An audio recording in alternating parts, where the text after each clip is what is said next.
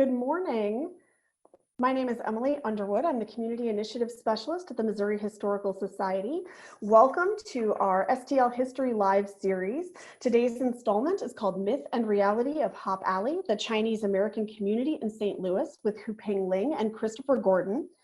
The Missouri Historical Society hosts 2 to 3 of these STL History Live programs every week. And you can find the entire lineup at our website, which is mohistory.org, or you can look on the Missouri History Museum Facebook page and search our events there.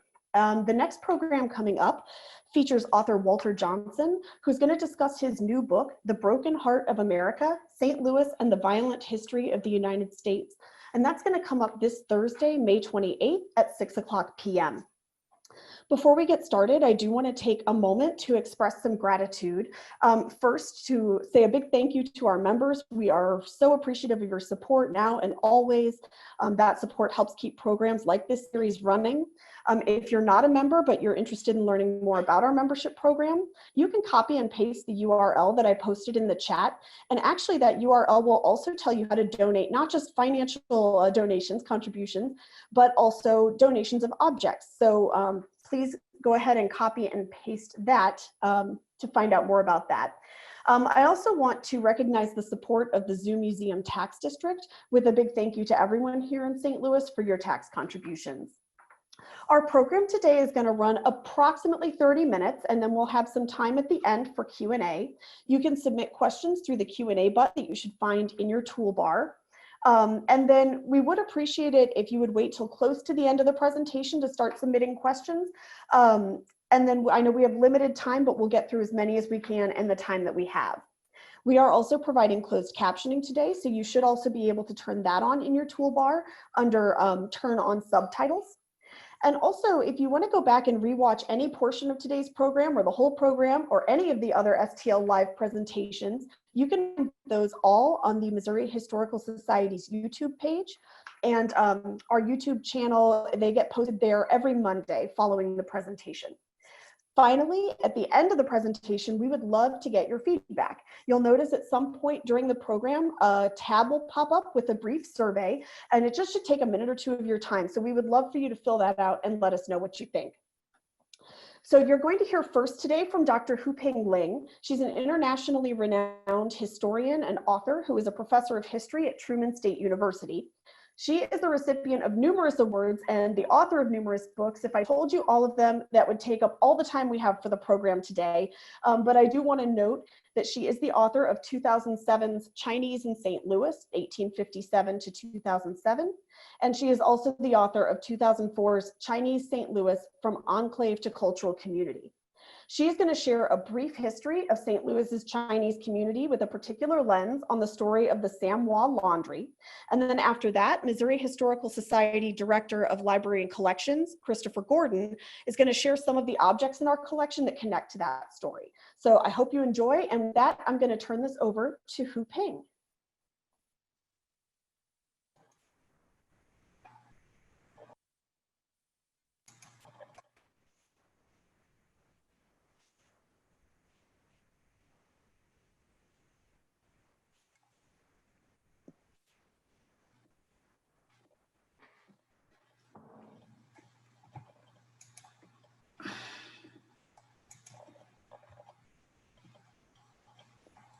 I think we might have a technical issue. Hu-Ping, we don't see your video yet. There we go. Because it says I can't start it. It's stopped. I am trying to help you turn it on. Okay. There you are. Thank you. All right. Thank you, Emily, for the wonderful introduction. And thank you, everyone, for making time to come to this Zoom seminar. We are going to find my PowerPoint. Okay. So we're going to focus on today's topic, Hop Alley, Myth and Reality.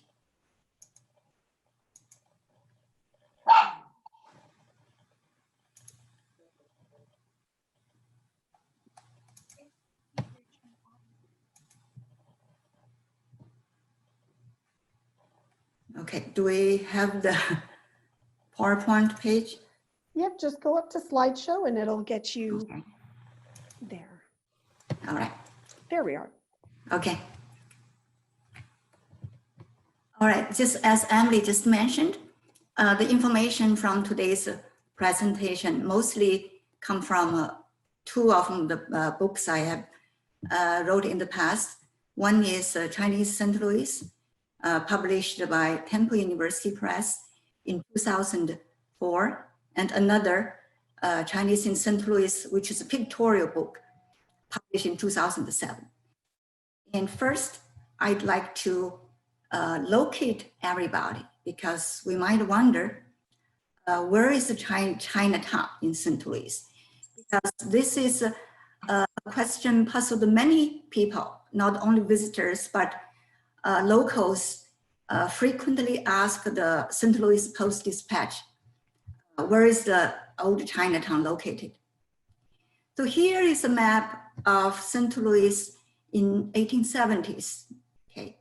And in this map, look, this dark area, this dark shade is where the Chinatown, or so-called Hop Alley, is located. So now we zoom into Chinatown, okay? Look, and in this map, note this shaded area, shaded gray area. It's very small, one block, okay? It runs from east to west between 7th and 8th Street, and from north to south between Market Street and Walnut Street. The St. Louis locals might know the African-American community in St. Louis used to be called Chestnut Valley, which is just south of the Chinatown. So the image of the Chinese in late 19th century mostly were projected through media reports and cartoons. Okay, we can see from this cartoon here, which is a cartoon accompanied Theodore Dreiser. Okay, I'm sure many of you would know Theodore Dreiser, who was a famous novelist who wrote Carrie Sisters, which used St. Louis as background of the story. But when he wrote this article, the report on Chinatown in St. Louis, he was not famous yet. Okay. He was just a 20-year-old young man hired by St. Louis Post-Dispatch. So he took this report, this is a task seriously, and he went to Chinatown, visited restaurants, barbershops, and a couple of other business in the area. Then he wrote a very lengthy article about more than probably 12,000 words. And this is one of the 3 cartoons that accompanied the article. But let's take a look at it. Because this cartoon is very typical of Victoria media image of Chinese, okay, how Chinese appeared according to the media. And here this Chinaman is sitting on the bench. However, you can see his legs are still in this squatting position, okay? Because the Chinese farmers traditionally, when they're eating or chatting, they're in this squatting position, okay? And then look at the bowl he's holding, okay? He's not using his hand or not placing the bowl on the table, but the bowl is between his legs. And you can see here, the dangling outside the bowl, there's a tail, okay? I hope you may get a good guess, which is the tail of a mouse, a rat, okay? And we can see the head of the rat sticking out from the bowl.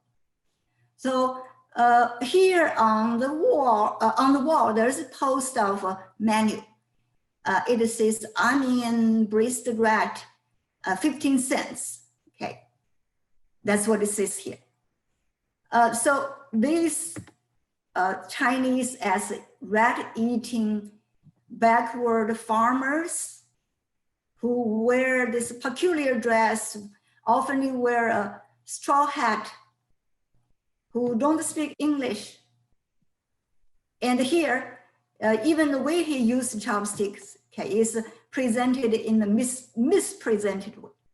Okay, so that is a general portrayal of Chinese in the late 19th century, which is largely influenced by American missionaries and some merchants or diplomats, their early encounters in China. So here you might wonder why Chinese came to St. Louis. So Chinese who arrived in St. Louis between 1860s and early 19th centuries, they were the remigrants who first landed in California, mostly. But in 1870s, as we know, there was a Great Depression.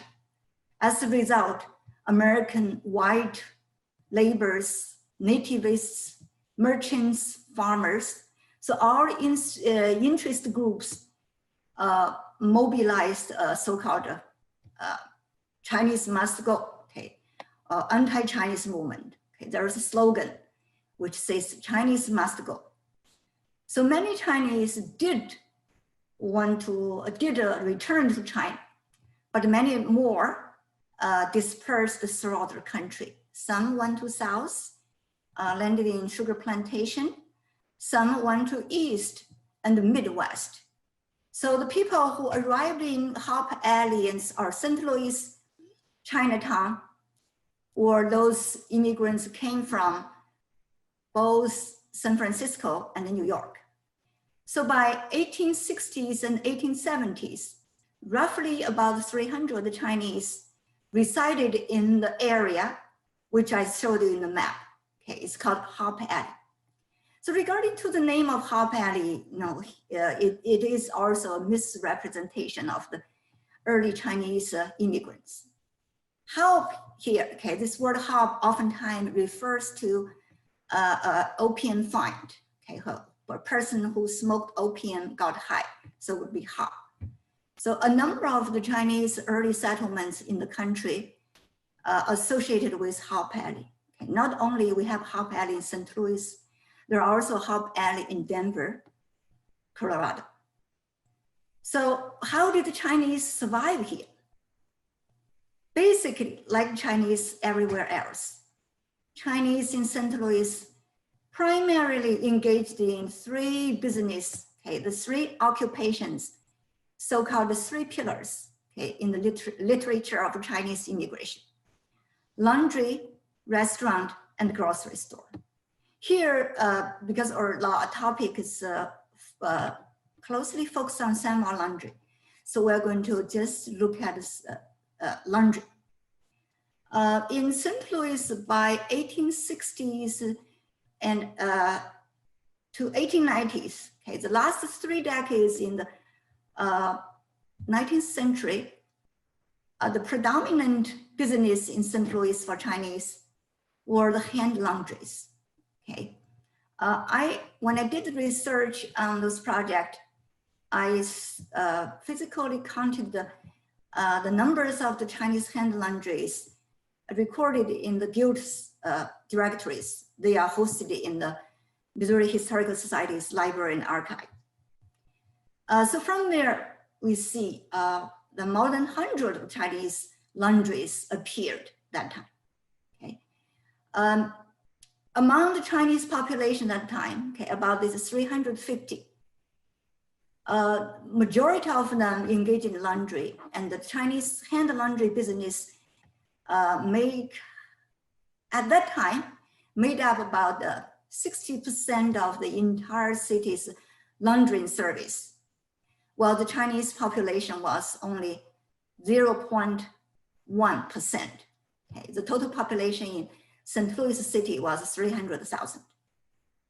So now we're going to look at the San Juan laundry as example to see how the Chinese laundry was operated physically.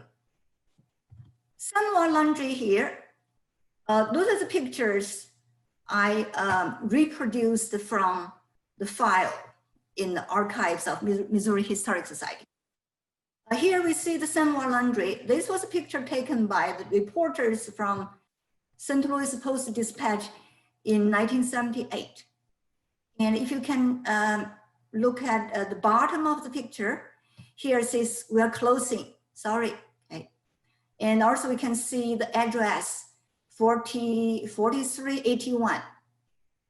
So the laundry was located on Laclede.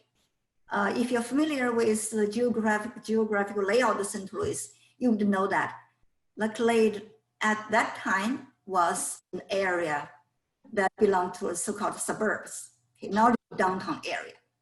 So which indicated that the Chinese laundry during those times were dispersed, okay? Unlike Chinese grocery stores or restaurants, they were mostly concentrated in the Chinese quarters. But the laundries, in order to serve the majority of the population, they have to disperse. So at the time, the Chinese organization had a rule, 1 mile a laundry. So which forbidden Chinese from having more than one laundry within 1 mile median. Here, this is the operator of Samoa Laundry. Initially, Samoa Laundry was run by these two brothers' uncle, whose name was unknown, but he was referred as Samoa. So Samoa was doing very well by the turn of the century. I found that there are 4 laundries in St. Louis listed on Samoa. But by 1920s, he was aging, so he couldn't run all of them. So the other 3 were closed and only Samoa Laundry at 4381 Laclede Avenue was still in operation. And Samoa called his 2 nephews from Canton, China. So these 2 brothers, their age difference were 2 years apart. When they came to St. Louis in 1922, they were in their 20s. Both were young. One was married, one not, but they left their relatives and family behind and stayed in St. Louis and never returned. Okay.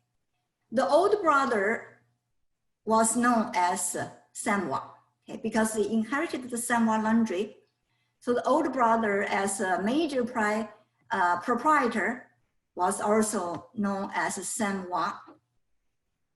And the younger brother, Ji Hong, okay, the Ji is their surname. Okay, so together they are known as the Ji brothers. So the Ji brothers lived a very hard life. Okay. The news media report described their lifestyle as a Spartan. Okay. They would get up at 8 o'clock, sorry, much earlier than that, when sun is rising. And at midnight, they probably still be working. And the way they operated laundry and the way they could attract a large number of clientele, mainly is because the low price. On the left of this slide, we can see their menu.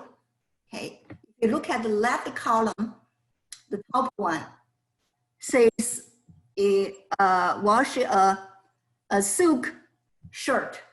Okay, the cost was 25 cents.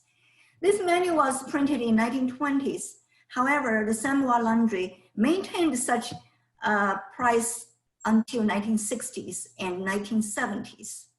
By the time Samoa Laundry was forced to close.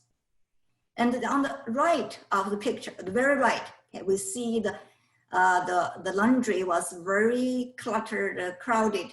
Okay. In the front, there's a desk where they receive the parcels and the dirty laundries and return the washed laundry to their clientele. And in the shop, it also was crowded with furnace, okay, which was used to dry clothes. Above all these machines, you see there are wires, okay, crisscross. They were used to hand the laundry, the wet laundry. So we can imagine the atmosphere, the condition in the laundry was year-round, very humid, damp. Okay, so in some literature describing Chinese laundryman's life, for example, Maxine Hong Kingston's Woman Warrior, okay, in which the major character was a woman who worked in laundromat. She said, I would cough in the winter, okay? And it was just such a tiring job. So eventually she had to quit the job. So that is roughly how the laundry was operated. Here, I'm going to use the last minute to illustrate why we're looking at the Sanwa laundry. What is the point to study this Chinese laundry, hand laundry, which is not a reality anymore? Okay. So the first, Chinese immigrants contributed to the local economy disproportionately. As I said earlier, okay, only 0.1% of the population, the Chinese provided 60% of the city's laundry service. Secondly, local history is very important and maybe more important than national history or global history because everything starts from local. So the local history provides a micro image for us to have a intimate and close examination of the large national or global picture. So the image here of the Sanwa laundry is very typical of all the Chinese laundries were run in late 19th century and early 20th century throughout the country and in other Chinese settlements throughout the world. Thank you. Thank you, Hu Peng. I'm going to invite Chris to join us now, and I'm going to do a screen share here so we can get his presentation up. There it is, slideshow. Great.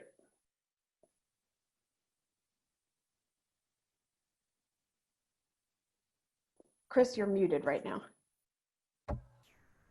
All right, thank you, Emily. And thank you, Dr. Lang. You know, your scholarship on St. Louis's Chinese community history is really illuminating. It's really an important, fascinating aspect of our history. And so we really thank you for all the work that you've done on this. Certainly inspiring. So today I want to show you a few items from the Missouri Historical Society's collections. But before I do that, I want to talk a little bit about our St. Louis Chinese Community Collecting Initiative that we have underway. This next slide will show you some of the things that we're talking about in terms of collecting in the community. We've been, at the Missouri Historical Society, we've really been looking at ways of strengthening our collections to better represent many areas, many segments of the St. Louis community that have not always been as well documented as they should be. The city's Chinese heritage is certainly one of those areas that could be better represented in our collections. Through focused collecting initiatives, we are really hoping to remedy underrepresentation that has occurred over time. We've had the good fortune to work with members in the community like Peter Tao and Carolyn Fan, Harold Law, Austin Tao, Dr. Qingling Tai, and Dr. Min Liu, who have been helping us make connections within the community and bring efforts to allow us to collect resources and artifacts that we can bring into the Missouri Historical Society's collections.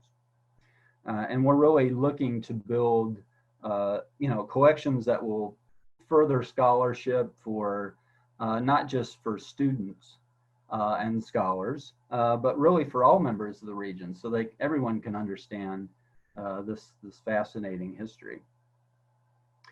And I'm often asked what kinds of items we're looking to collect. And the answer is that we are open to many things, but I'll give you a few examples here of some of the things that we collect. We really seek out items that tell personal stories. Those are the richest kind of artifacts and documentation that it really gives that personal stories that are often tell of hardships or tell of successes. Really fascinating stories. And often things like family letters and personal photograph collections, home movies, even business records can tell these types of stories. They really serve that purpose.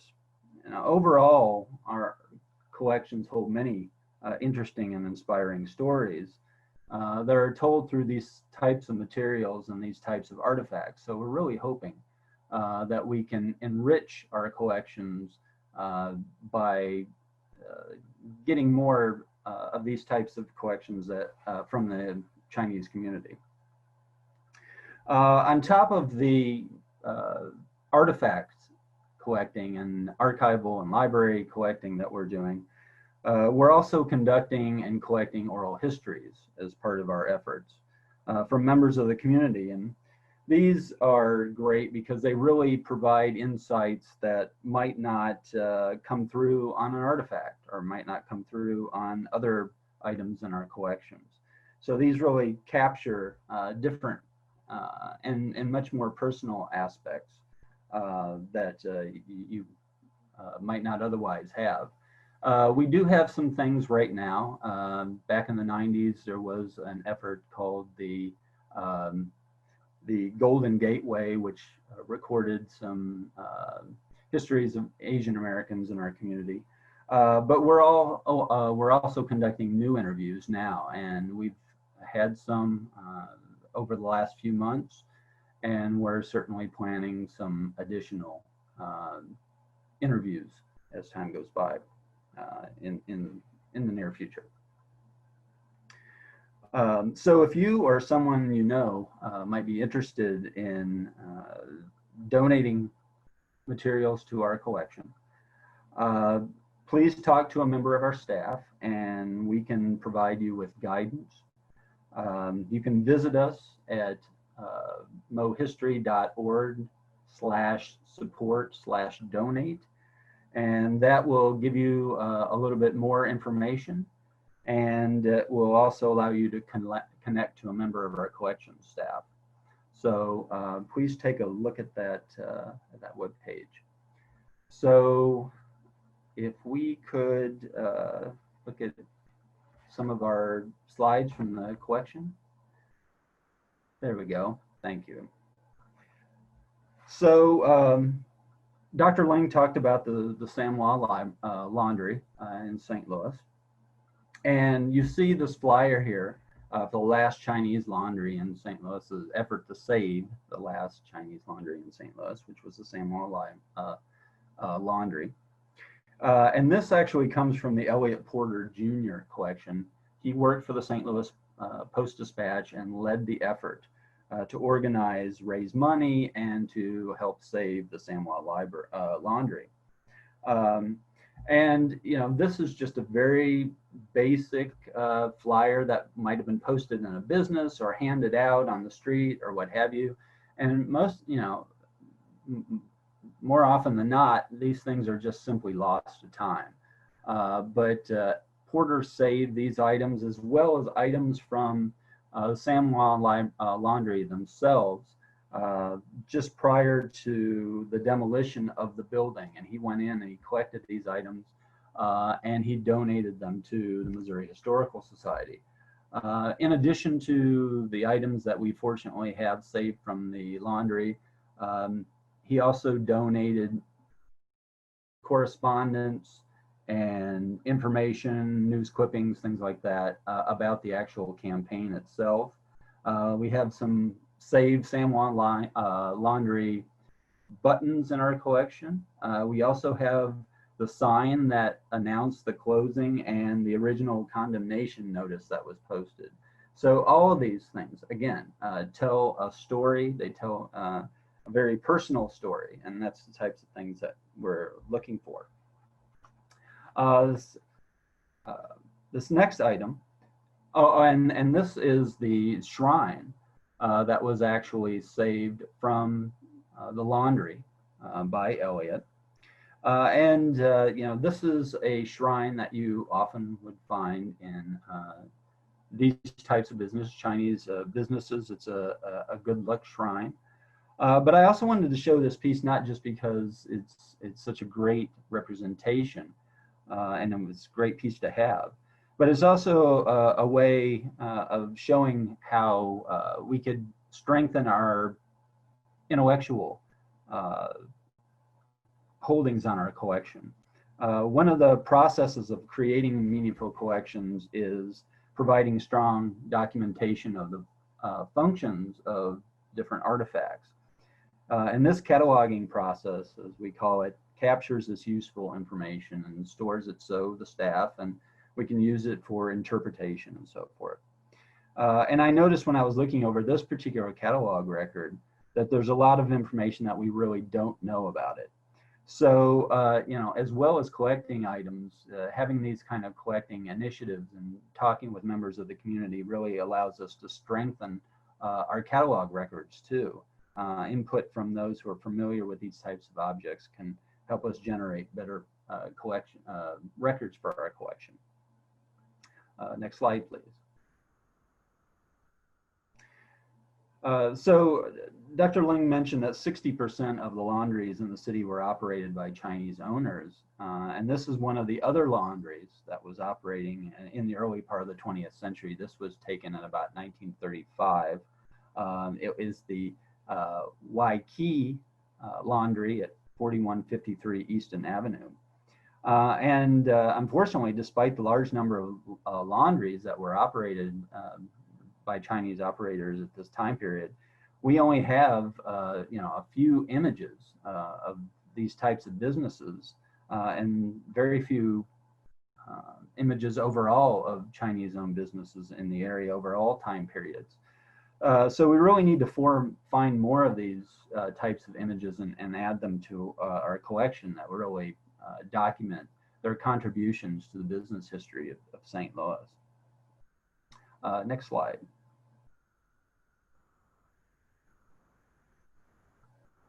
Dr. Ling talked about the history of Hop Alley, and here's a couple of images. The next couple of slides are images of that location. This is the entrance to that Chinatown district in 1910. And then the next one is, this shows the area in its final days, just prior to it being raised to make way for Busch Stadium. And this one dates from 1964.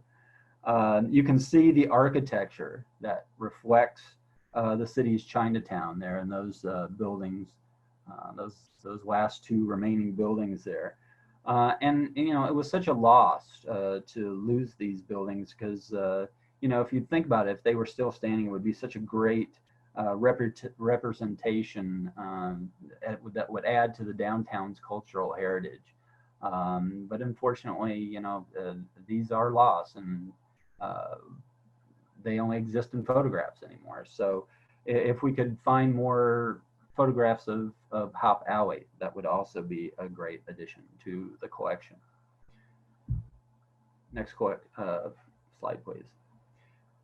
Our collection also documents the efforts to establish the sister city connection with Nanjing, China. St. Louis was actually the first city in America to have a sister city with connections to mainland China. And this effort began in 1979 with Mayor James Conway, who reached out and through members of the community and so forth, established the sister city program. China was a very different place back then, but I think the members, Mayor Conway and the members of the community really saw that this would be very culturally important to make this connection to a city in China. Nanjing, like St. Louis, is a river city, and so it seemed like a natural choice to reach out to some place that shared our type of culture. This is actually a calligraphy piece that says friendship that marked the occasion of establishing the Sister City program with Nanjing. Next slide.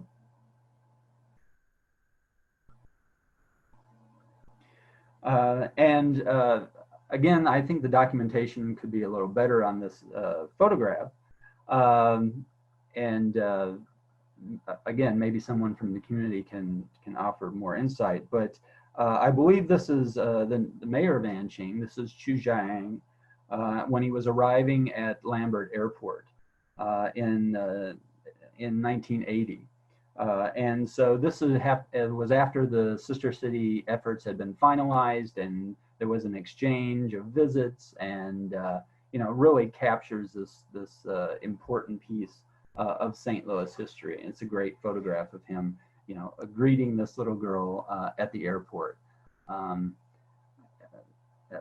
know, again, it tells a great story. And then finally, although this isn't a direct connection with the city's local Chinese community, our collection does contain images that show how China participated in the 1904 World's Fair. The China Pavilion was a very visible, very important part of the fair.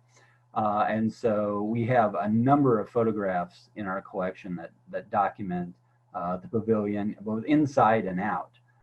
We also have the collection of the Gerhard sisters, who made a name for themselves by photographing visitors to the fair, the various exhibits at the fair. And she took these images of these Chinese girls, these Chinese visitors to the fair, and individuals that worked at the exhibit hall representing China in 1904. These are just beautiful images that exist, and you know, certainly rare representations of the fair. So our documentation of the city's Chinese history is limited, but in the next few years, we certainly will change that. We will work more closely with members of the community and bring in some great artifacts, archival information, representations. Because we definitely want everyone in the region to be able to visit us and to find themselves represented in the collections. And I think we're doing a very good job of doing that now, and we will continue to do that. So thank you so much for attending this today. And if there are any questions, we can entertain those. Thank you, Chris. Oh, good. Hu Peng is back. We do have some questions starting to come in, so you can look there. And Hu Peng, if we have time, I would also love, I know you were making sure to keep your presentation short, and but I would love to hear maybe a little bit more about the Save Samwa campaign, because I thought there were some really interesting points in that story as well. But and then you can look through the Q&A also. Okay, all right, great. The Samwa Laundry started in the late 19th century. By 1960s, most Chinese laundries were closed. So Samwa Laundry was only one Chinese hand laundry in St. Louis. But in 1960s and 1970s, you know, there's two waves of urban redevelopment movement in St. Louis. In 1978, the owner of the building where Samwa Laundry was located sold their property to WashU Medical School. Okay. So the WashU Medical School's new redevelopment corporation asked the two elderly men to move. Okay. So these two old men, even they had lived in the US for more than 5 decades by that time, they had very limited English and they knew no American law. So when they were ordered to leave, they could do nothing but trying to wrap up the laundry to move. So first they posted outside on the window of the laundry, we are closing. And then they did something which actually made this same Samwa Laundry possible. Okay. So what they did was they put a note in the pocket of the shirt of one of their permanent client, okay, who was Elliot Potter Jr. Potter was a very loyal customer of the laundry for more than a decade. Okay. He came from East Coast and stayed in St. Louis for about 20 years by that time. So he preferred to have his laundry to be washed there because number one, it's cheap. And number two, it did a good job. And what is important, he felt that the clothing, the fabric lasts longer when it's washed by hand. Okay. And throughout all these years, he also made a personal friendship with the two elderly men. During the Chinese New Year, the two brothers invited him. I got this information from the file and the interview. I interviewed him several times, involving many hours. And he said, yeah, these two old men, they cooked the Chinese meal so elaborate. Then they set out the firecracker to entertain me. So he was really passionate. When he got his laundry, initially he didn't know that. Okay, when he opened the pass of his cleaned laundry and he saw this note. The note said, "No money, you good friend, we are closing." Okay, so with this broken language. So then the following day he went to the laundry and asked the two older brothers what happened. They said, "We have to move because we are ordered to move. Even though there's nearby, there's a senior citizens housing. So they might move there. But these two men appeared very distraught. Then Elliot told me, he said, this made me very angry. So I felt, these two old men, they had very limited English. They knew nothing about the American system. They couldn't defend themselves. So he felt obligated to help them. He aligned with other longtime patrons, that including a couple who own a hardware store and other customers. Mostly those people involved in the organized organization is called the Same Sam Laundry Ally. Okay, so the most people there were white Americans, Euro-Americans. However, Anliang, the major Chinese community organization, was also very supportive and sympathetic. And a number of the other Chinese organizations and individuals also participated. But most Chinese in 60s and 70s were not very closely engaged in American larger society. So this white Americans in the Save Samoa Laundry organization hired a number of lawyers, and they even consulted a psychiatrist in San Francisco, okay? And they studied the cases where the seniors were relocated in San Francisco that resulted their distraught, depression, or even suicide. So then they developed a strategy. Okay, they decided, okay, there's two terms. Okay, I want the audience to pay attention. One is life tenancy. Okay, so according to this legal word, according to life tenancy, the elderly should live in the promise for their lifetime. Okay, because this relocation might cause unnecessary distraught and even tragedy.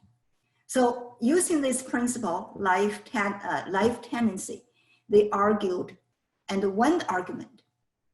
But the redevelopment incorporation later came up with another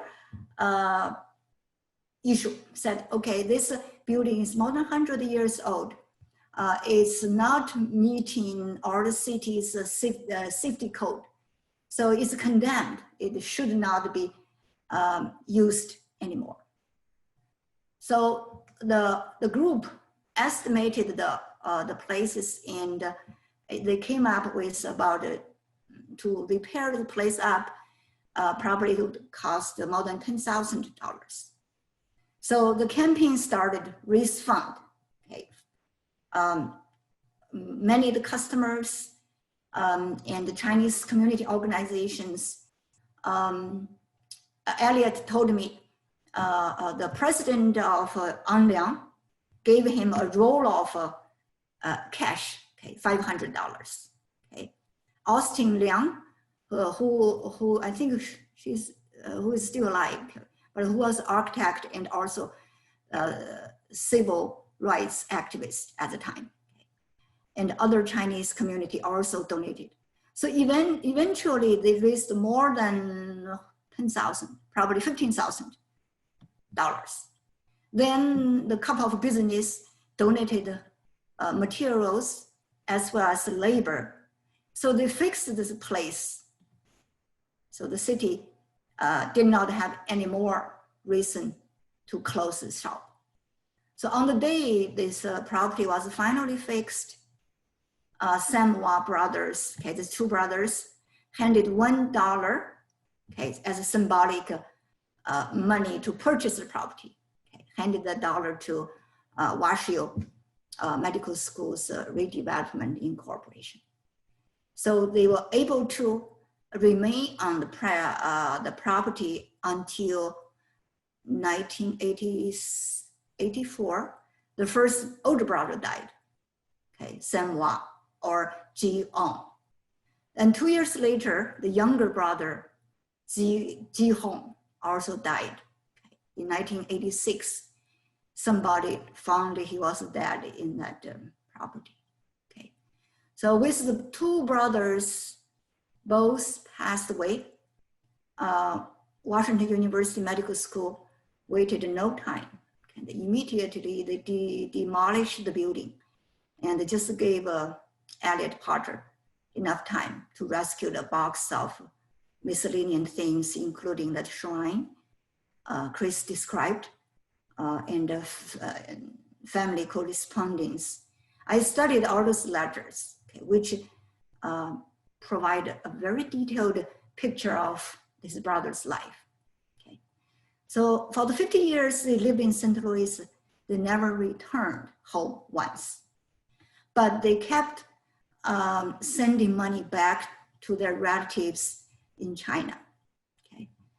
So those letters, one of the letter, I have an image here from my book, pictorial book, Chinese in St. Louis. Let me just show you, okay? So this is the cover of that, the envelope of the letter. You can see the handwriting in both English and Chinese. So very beautiful handwriting. So this is a letter written by the two men's nephew. Okay, the nephew addressed the second uncle, fourth uncle. Okay, hope everything's well there. So they described, in the letter they described the family situation and how the money they remitted to home helped the family to buy land, to fund weddings and other family fairs. So they expressed their appreciation and hope that these two uncles remain safe and well. So after two brothers died, from those letters, Elliot located, he realized from those letters, he learned that there's a safe in the bank. So from the bank, he retrieved the safe and found there are several $1,000s there. Okay, so he used a couple of $1,000s for the funeral of the younger brother and gave the remaining money to Anliang. Okay, so that was a poignant story of Sim Samwa Laundry. Thank you so much, Hu Peng. And I'm sorry, because I know we've just got a few minutes to answer a couple of questions. So we'll try to get through as many as we can quickly, but I wanted to be sure to share that story because it's such a great one. So thank you for doing that. Yeah. And go ahead and look through the Q&A if you'd like and find a couple that we could answer quickly.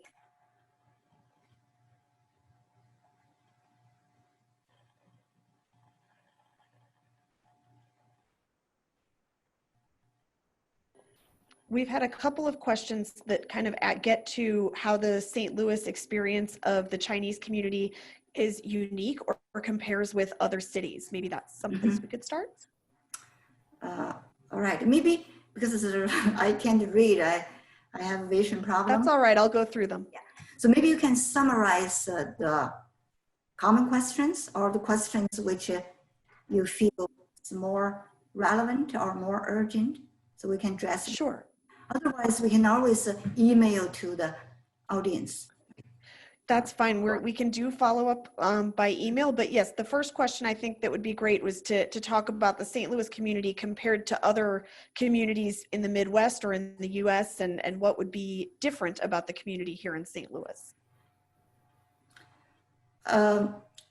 Actually, you will find that there are many similarities. Okay, so that's why I started the research sub area of Midwest, because Midwest, not only Chinese American, even other ethnic Americans had been neglected.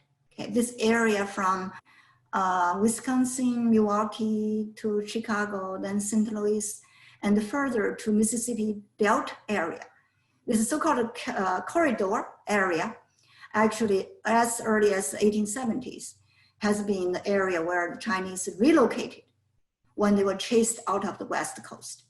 So you can tell they are the remigration of the Chinese from East Coast and West Coast. They must share commonalities in many ways. First, the settlement patterns is similar. That is, they all settled in urban centers. St. Louis that time was the number 5 largest city. By 1890s, St. Louis actually emerged as number 3 largest city in the US. So the town boosters lobbied, okay, trying to make the national capital move to St. Louis. Because as we know, the first American capital was located in Philadelphia. And later on, the forefathers were thinking about move it to somewhere else. So both St. Louis and Chicago are competing for the new site of capital. Even it ended up neither went, and we know the capital is in the DC. However, so this indicated both Chicago and St. Louis are very important Midwestern cities, which attract large number of immigrants, both from overseas and from coastal areas of the United States. But this area traditionally, historically, has been ignored by historians, politicians, and other types of Americans. And stereotype about the Midwest, especially Missouri. I know when I go to a conference where my colleagues, most of them were teaching on Western Coast universities. And they would tease me. They said, Ho-Ping, what can you do? You know, just you're in the Missouri, only cornfield there, okay? They feel sorry for me, you know, we would eat together. When we are done, there were some leftover. They said, Ho-Ping, you bring it back to Missouri, to Kirksville, because you can't get good food like this, okay? So that's kind of a stereotypical image, and Midwest cities or states, especially Missouri, has been perceived as a relatively backward city. Okay, not only backward economically, but educationally. However, you know, through this study, I found out St. Louis historically had a very significant position. Very recently, there's a book published by Harvard professor. The title of the book is, I can't record, I just blocked now. Anyway, it's just published now. If you look at Amazon, you'll find it. This book related St. Louis with national history, okay? It pointed out St. Louis has been a fighting ground from historically, okay? For example, during the Civil War, Missouri is where this Missouri Compromise, right? And anti-slave or this so-called underground railroad started from Missouri, okay? So this underground anti-slave white, usually the white men, they were active in Missouri. And the Missouri also was divided half, okay, northern half was free state, and the southern half was slave state. Okay, so this battleground determined that the history of Missouri, especially St. Louis, has a very significant position in American history. So similarly, in Asian American studies and in Chinese immigrant history, I also found St. Louis along with Chicago, which I also did research. And 8 years later, I wrote the book, Chinese Chicago, which was published by Stanford University in 2012. Okay.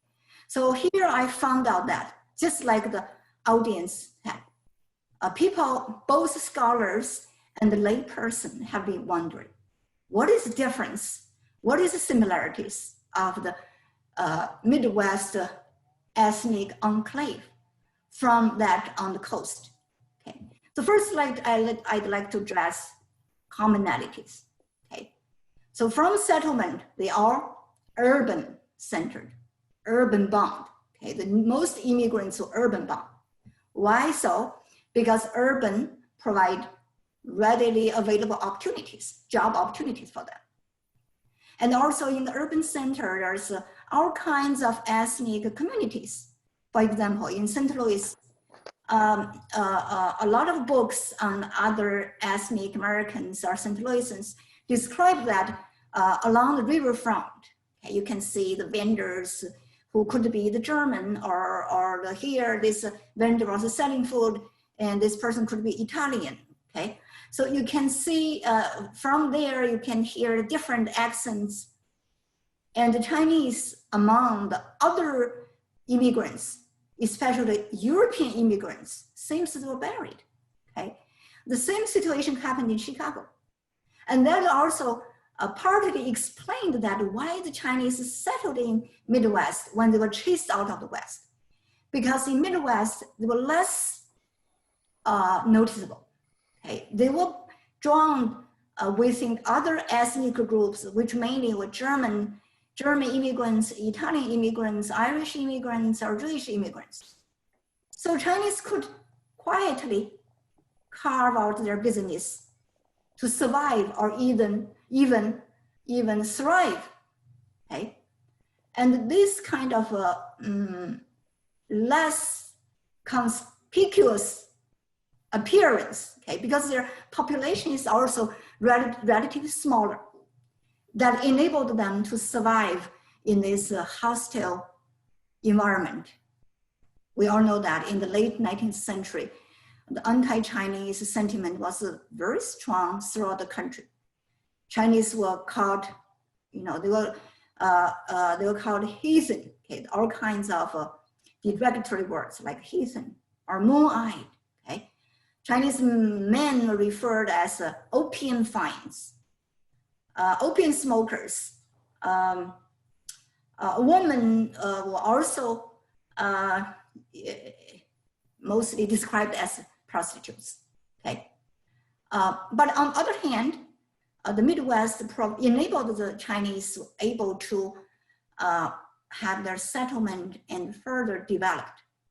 And that further enabled to nourish Asian community, were second, even third generation to survive, okay? For example, in Harper Alley, initially, well, it was predominantly bachelors. However, gradually, there are some merchants' wife came.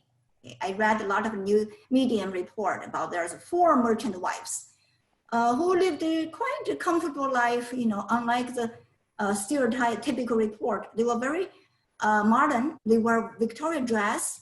They took streetcars. They went to a fair. They went to the department store. One woman said, the thing I like to do most is ride elevator, okay, go up and down, you know, it thrills me. And all these women described their lifestyle pretty similar to that American middle class woman at the time. And also we see the interracial marriage, okay, that also happened. So all of those aspects resemble that of the Chinese immigrant lives on West Coast and East Coast. So that is commonality. So what is the difference? I think earlier I already kind of ahead of myself I said some difference, which is in the Midwest, as the Chinese or Asians in general, they were less populated. So they were able to survive in a less hostile environment. Because the earliest Chinese in Chicago, okay, he's one of the so-called Moy brothers, okay. The eldest Moy brother said, okay, here the people like us, you know, they don't think we are heathen, we are also godly, and they don't think we are rat eating, okay. So we like it here. So that is why in Midwest and even South, okay, in those remote area, more and more Chinese settled and were able to maintain a small but sizable community and contributed to the local economy positively. Thank you. Thank you so much, Hu-Ping. And we're actually at the end of our time. I know there were so many wonderful questions, but Hu-Ping and Chris both said they'd be willing to respond to some questions by email directly. So hopefully they'll be able to get back to you and fill you in on the wonderful questions you had. I want to say thank you so much again to Dr. Ling and to Chris. Also, thank you to Jessica, who did our captioning today. Thanks to all of you for watching. Your feedback, as I said in the beginning, is always really important to us. So look for that tab that popped up and be sure to give us your feedback in the short survey that's located there. And I am going to do a very quick share screen for you so that you can see the last couple of presentations, the next couple of presentations coming up. If my computer will let me do it, I will gladly show you. There we go. There you go. It's got this Thursday's program. Let's see, there it is. Well, it's not going to full view for me, but you can see Thursday coming up, The Broken Heart of America. On Friday, we'll have a program about Mississippi River and birds. And then on Tuesday, June 2nd, we'll have a program about the history of bread with a few bread making tips. So I hope you can join us for those. And we look forward to seeing you all next week. Thank you so much. Thank you. Thank you.